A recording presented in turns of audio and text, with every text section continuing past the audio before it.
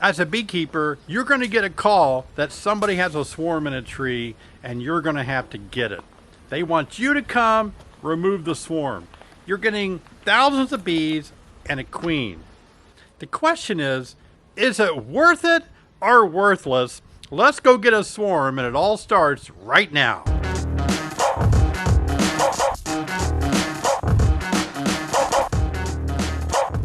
What's up? I'm David Burns, the AS Certified Master Beekeeper. Thanks for checking my beekeeping channel out. Appreciate you being here so much. Today we're going to go after a swarm, and I've used to go after a lot of swarms just to build up my bee yard. Well, if we dig back through the archives of time, you can see here's a video from 2009, 12 years ago, and what I looked like back then.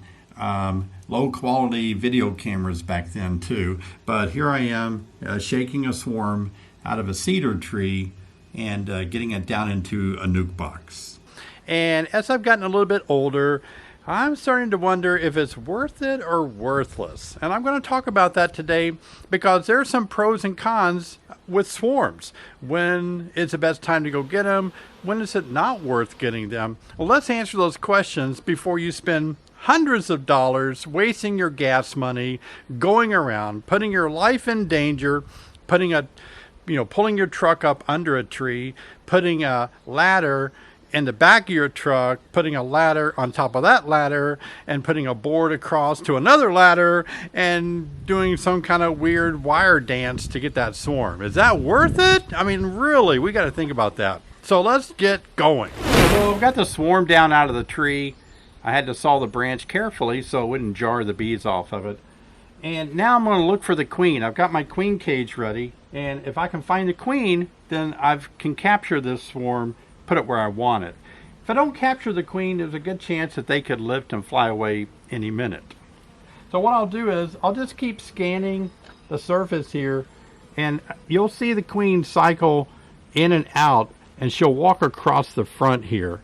And so this is my first time to even start looking for, like here's a drone right here. That's a drone, so that's not the queen.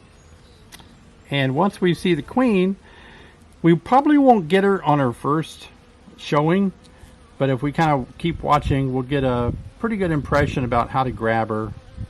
But she's deep underneath and inside of that big cluster of bees. But you don't have to do this. I could shake these into a box and shake the queen in there with them, and that's fine. Some things to keep in mind is if you're retrieving a swarm from someone else's property, you need to get permission before you cut a branch off of their tree like this. Otherwise, it can misshape a tree, it can make a tree die, look bad. This was a very small branch up high, so no loss there. There's a chance she could be on the other side, so let's see if we can just rotate it over, maybe look at the other side. Move some of these branches out of the way.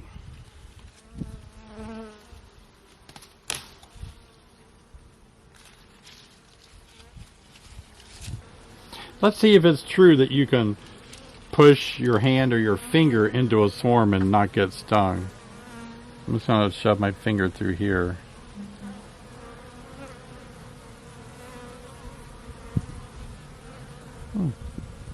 Nope, not stung.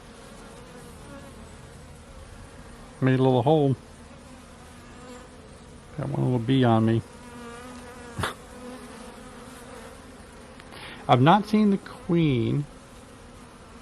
If we had a white cloth, if we could shake it on a white cloth and watch them all march into something, that's fine.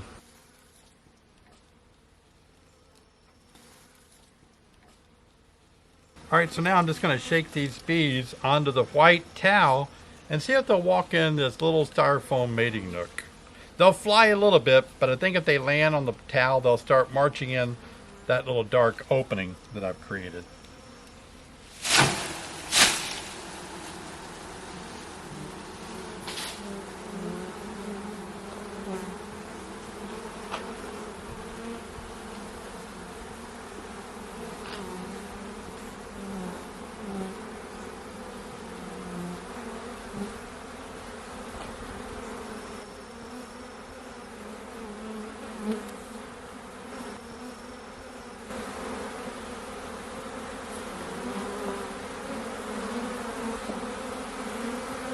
Oh, they're going inside, aren't they?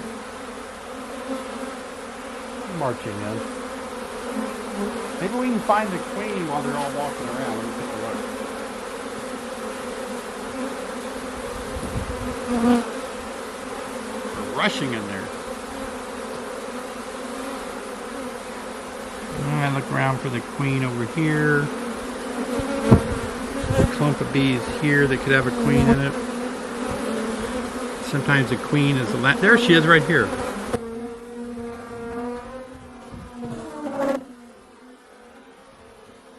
Oh, my finger.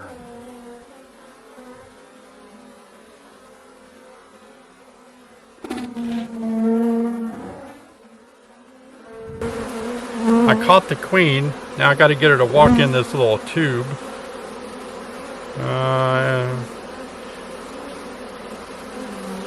There she goes. Okay, so I got her in the tube. I'm going to close the hatch. There, I've got the queen in here.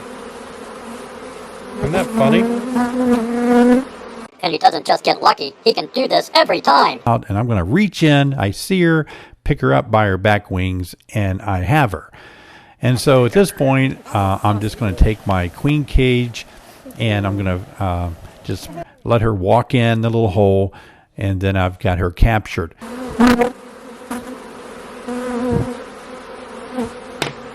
But I need a piece of queen candy in the end or some tape. So what I did was I put a little shipping tape around the top of this queen cage. And as you can see, she's in here. Now, there's not much influence on the bees. They're still all over here, even though their queen is here. It doesn't really make any difference. If I put her there, for now, it won't really change what the bees are doing. They're more intent on getting into a dark spot.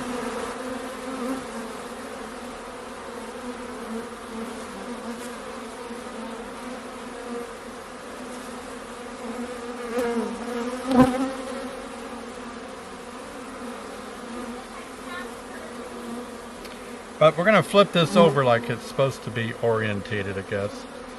And I think there's a little hole in the front you're supposed to knock out.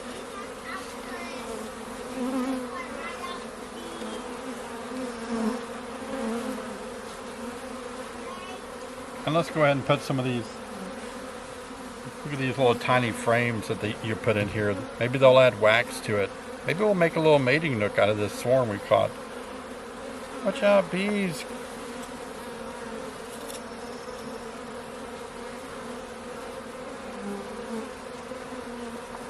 There.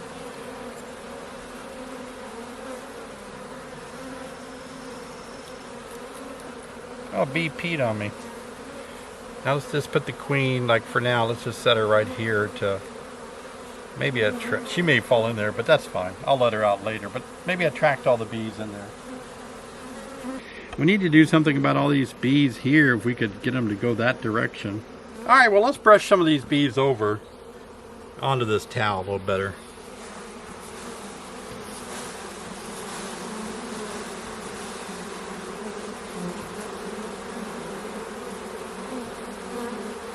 And they'll start walking, they'll make their way over.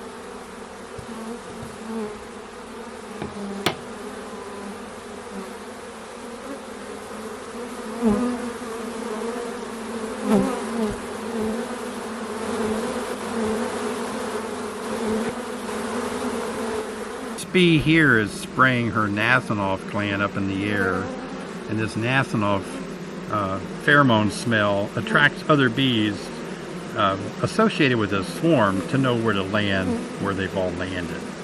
So they just open up the Nasonov gland back here and near the rear of the abdomen and start spraying it. It's a really strong odor that beekeepers can quickly identify if you've kept bees very long. Well, first let me say they're very, very talented and even commercial professional bee removal people, and they do an excellent job. They're harder to find than your average beekeeper because they're fewer and farther between, but there are some people, and I did it for a while, you have all the equipment, you have the right kind of saws, you have the right kind of cables and wires and platforms, and you just have everything that you need to do it safely and correctly. You even wear harnesses when you're up there and tie the harness off to a safe spot, either on the tree or your scaffolding and all that. But a lot of times beekeepers don't do that. They get kind of reckless. They think it's going to be easy, and they can make some dangerous mistakes when in a tree or trying to get a swarm up high. And in those situations, I really believe it's not worth it. It really isn't. Let's say you get lucky, you fall off the ladder and you just break your leg or you break your arm. And you go to the hospital, you're going to spend $2,000 or $3,000 on an accident. You're going to be out of work. You're going to not be able to go about your activity because your arm's broken or your leg's broken. And that's a good case scenario. The bad case scenario is worse. You can imagine the worst. So when you're up high doing stuff, you can't always hold on to a 3-point hold-on system that OSHA would like for us to do. You can't always be balanced well. You're getting stung by bees. It's all kind of risky. So it's not worth it. I think it's only worth it if those bees are hanging right here, 4.5 feet off the ground, 5 feet off the ground, and you can just walk up and you can stay flat-footed on the ground, snip a branch, a small branch, shake the bees into a box, and away you go. Then I think it's worth it. But by all means, when you go after a swarm, you're essentially getting a package or two of bees. What are you saving? $100, $200? And you're risking your livelihood in a fall. You're risking that swarm maybe going crazy and stinging you or people around you. So in that case, it's really not worth it. Now, the other thing is, when I used to go after a lot of swarms, I had a system where people would call me, and then I would say, okay, here's my cell phone number, and I want you to call me in 20 minutes to tell me they're still there. Because maybe I'm driving an hour away. So many times I got there without talking to them, they just said, I got a swarm, come get them. When I got there, the swarm was already gone. Now, I've got 2 hours of drive time wasted and the gas money. So for me personally, if you don't live within 40 miles and the swarm's not right there where I can stand flat-footed and reach it, not worth it. Not worth it, by all means. I mean, gas is over $3 a gallon, and you're going to drive to Kingdom Come, and you're going to risk stuff. I've done crazy things, don't get me wrong. I've done the crazy stuff, and luckily I didn't get killed. I've had people raise me up in buckets without the things I needed to have on me. It's just not worth it. So that's a good pointer for you guys to think about when you're trying to decide if a swarm is worth it or not. You really have to decide the danger, the risk, and is it going to be something that's going to add value to your life or maybe make your life miserable because of an accident, okay? All right, well, thanks for watching my video today. I hope you've enjoyed watching me play with a swarm, maybe give you some tips on it. This was an easy one, and it's fun always to catch swarms. Swarms are kind of something that happens in the spring, early summer. There's a bee on my lens. But this probably is enjoyable for some of you to watch. Maybe those of you that aren't even beekeepers, you enjoy watching these swarms. They're really cool. So thanks for watching. I'll see you next time.